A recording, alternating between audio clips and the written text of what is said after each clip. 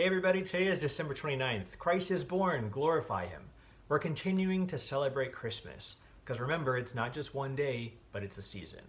So today, among that season, we have the feast of the Holy Innocents, the 14,000 children that were killed by Herod within the first 2 years of Jesus' life. So let's look at our epistle and our gospel reading, see what they have to tell us about this feast today, and then learn a little bit more about the feast that we're celebrating. So our epistle is from Hebrews chapter 2, and in this we see St. Paul talking about the importance of the fact that Jesus truly was God that lived among us. In this chapter, in the verses for today, we see that God partook of the same nature as we have in order for him to destroy death when Pascha comes and the resurrection comes later.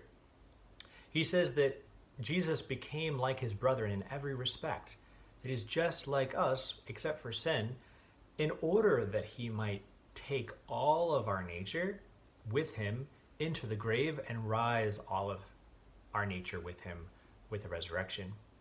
And then he also says, because Jesus suffered and has been tempted like we have, that he is able to help those who are tempted. So Jesus being like us, experiencing life like we have, then dying like we're going to, and then resurrecting like he's going to resurrect us, makes all of our existence something that can be sanctified, and also something that we have someone who's been there with us as well, and that he still is there with us as well. So that's the beauty of the mystery of the incarnation that we celebrated in a very specific way just a few days ago at Christmas. And then we have the gospel reading from the Gospel according to Matthew, and it's telling the story of the Holy Innocents.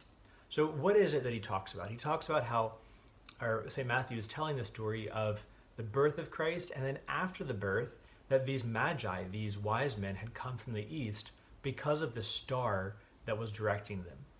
And it tells several different things. It tells a lot about predictions, of different predictions from the Old Testament that were being fulfilled in different ways.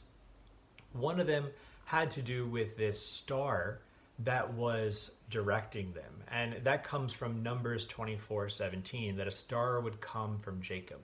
That is what they were being directed by, because I knew this prediction from the Old Testament. And then we see that they had been warned, that Joseph and Mary had been warned that they needed to leave and go into Egypt.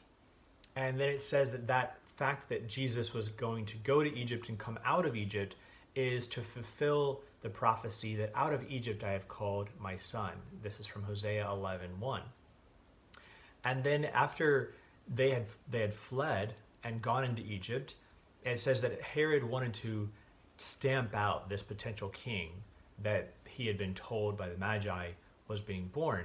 So he killed all of the male children 2 and under within the region of Bethlehem. So Bethlehem and the region around, to make sure that he would kill this king that everyone is coming to find. And then it says that is to fulfill this verse from Jeremiah 31:15, that Rachel was weeping for her children.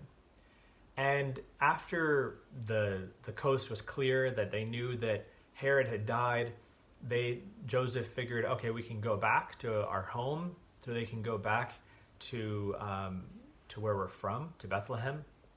But when he found out that the next person was in charge, he said, I don't know about that, so let's go to Nazareth instead.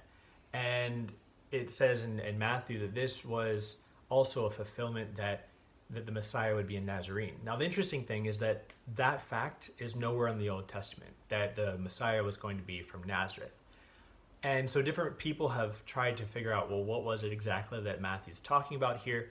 And one of the things that sounds the most probable is maybe that it's referring to this verse from Isaiah that talks about the rod and the branch coming from Jesse. And the word branch in Hebrew is netzer, which sounds really similar to the word for Nazareth in Hebrew. So that's a possibility, that it's kind of a play on words, that this root and branch would come from Jesse, and that's sort of referring to Nazareth and a play on words. that's possible. But in any case, the point is that there was a lot of fulfilled prophecy that's being talked about in this time period regarding Jesus and his birth, his fleeing to Jerusalem, and also we need to also recall the importance of the role of Joseph, that he was the guardian of not only the Virgin Mary, but also of Jesus, that he took care of them as they fled into Egypt. And there's even an icon of this where it shows an older man, Joseph, with a young Virgin Mary and a baby Jesus, and then a teenager that the church normally says is the brother of the Lord, James, his stepbrother or a relative. So this is what we're commemorating today, the first martyrs, so to speak, for Christ that died in his place, the 14,000 holy innocents. And we're seeing this continued story of the early part of Jesus' life. And remember, this didn't happen right when he was born. The Magi came when he was a little bit older. It says that they came and they visited him in a house, not in the cave where he was born. So sometimes our Christmas story kind of combines different events into one, and but that's okay, because that's kind of our traditions.